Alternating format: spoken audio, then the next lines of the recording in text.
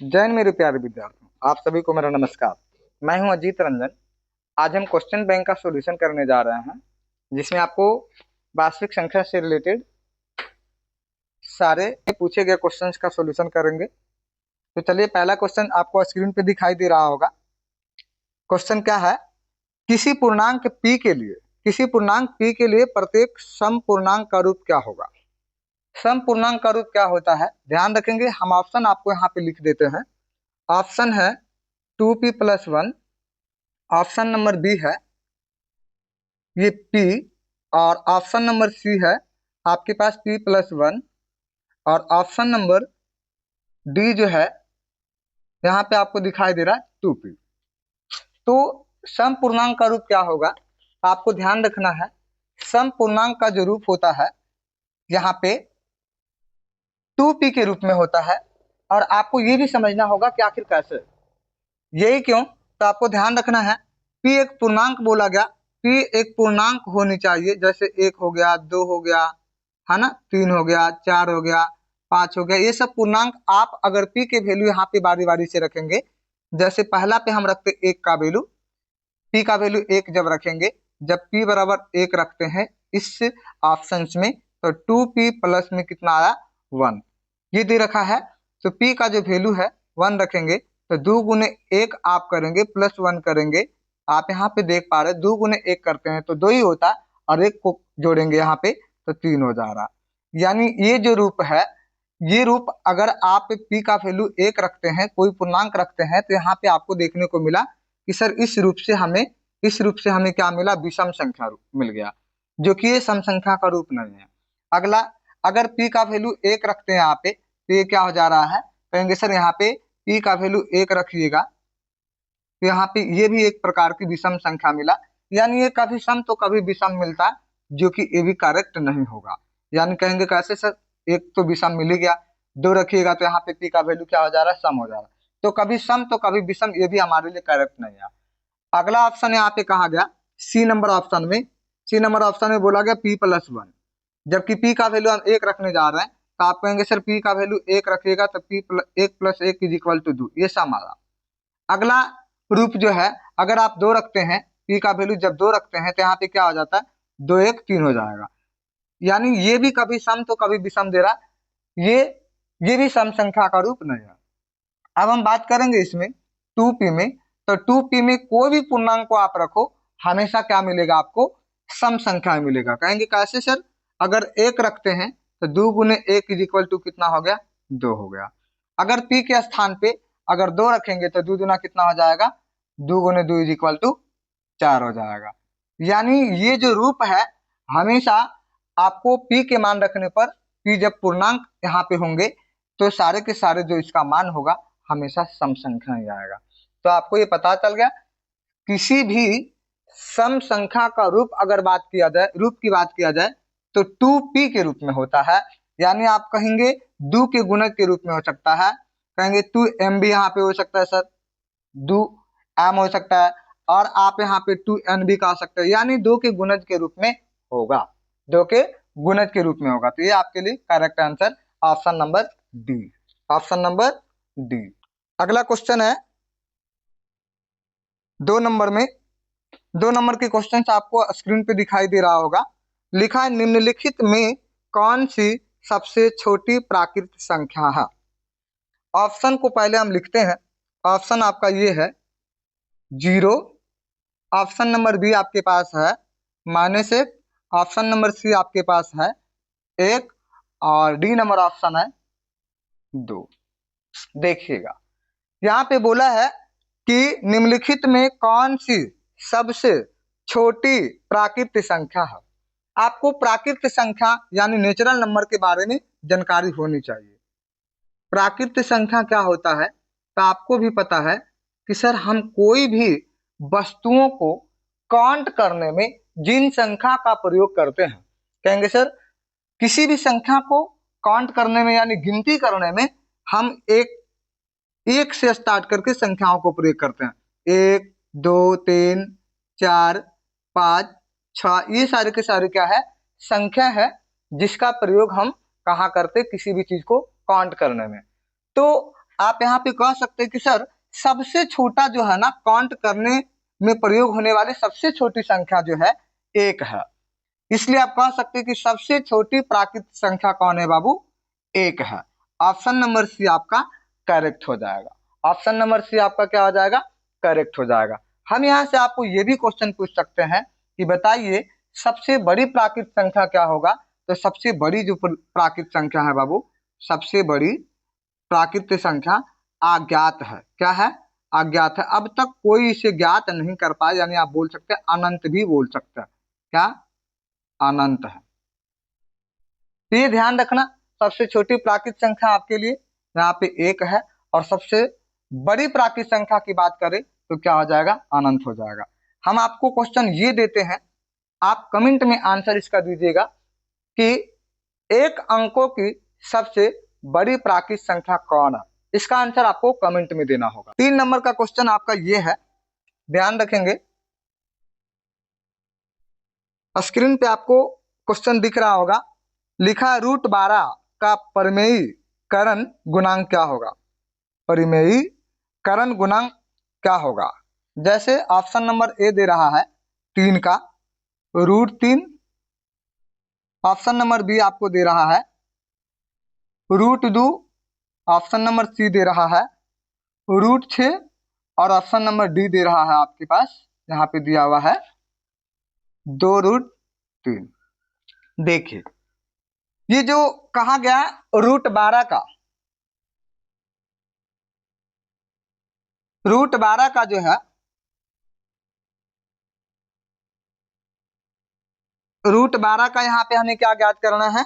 परिमेयीकरण गुणांक ज्ञात करना। ये क्वेश्चन अक्सर लोग गलत कर देते हैं और बहुत सारे यहाँ पे कंफ्यूजन वाली बात है, क्योंकि यहाँ पे ऑप्शन 2 है।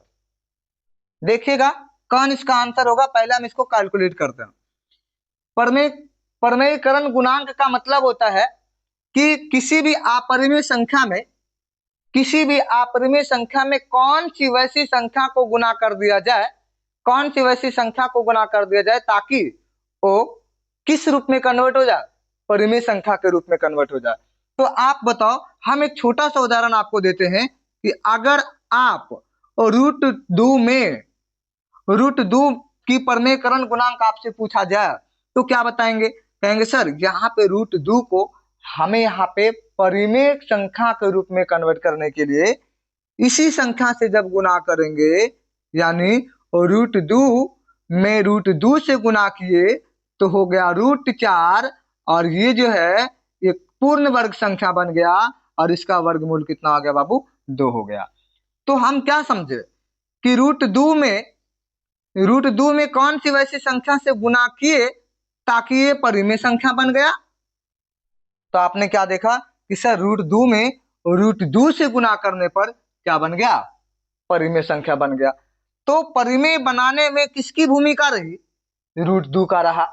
तो इसी प्रकार से हम यहाँ पे √12 का बात करें कि इसका परिमेयीकरण गुणांक क्या होगा, तो इसको सबसे पहले तोड़िए। गुणनखंड तो तोड़ने आता ही है।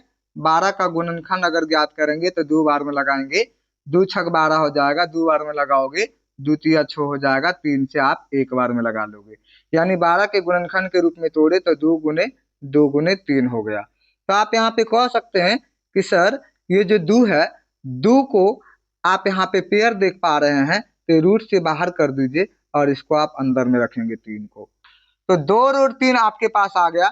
2√3 आपको इस बात को ध्यान रखना है, हमारे पास जिसे इन सभी में से कौन वैसी संख्या है जो इसका गुणांक हो जाए, मतलब इन सभी संख्याओं में से कौन सी वैसी संख्या को इससे गुना किया जाए ताकि ये परिमेय संख्या के रूप में कन्वर्ट हो जाए। तो आप देखेंगे पहला ऑप्शन आपको दिखाई दे रहा है √3, तो √3 को आप अगर यहाँ पे क्या करेंगे, परिमेयीकरण इसमें गुना करेंगे तो 2 रूट कितना हो जाएगा? 2√9 हो जाएगा। अब यहाँ पे आप कह सकते हैं कि सर 2 गुने √9 का वर्गमूल कितना होता है? 3 होता है ना, यानी 9 का वर्गमूल यहाँ पे देखा जाए तो 3 होता है। आप कहेंगे सर इसका यहाँ पे मान 6 आया। ठीक इसी प्रकार से कुछ कुछ टीचर जो है, यहाँ पे ध्यान रखिएगा, इसका भी ऑप्शन सही करते हैं, जो कि हमारा प्रायोरिटी यहाँ पे होनी चाहिए पहला ऑप्शन का, है ना। आप इसको भी गुना करोगे तो परिमेय संख्या के रूप में कन्वर्ट हो ही जाएगा। कहेंगे कैसे सर, गुना करके दिखाइए आप मुझे।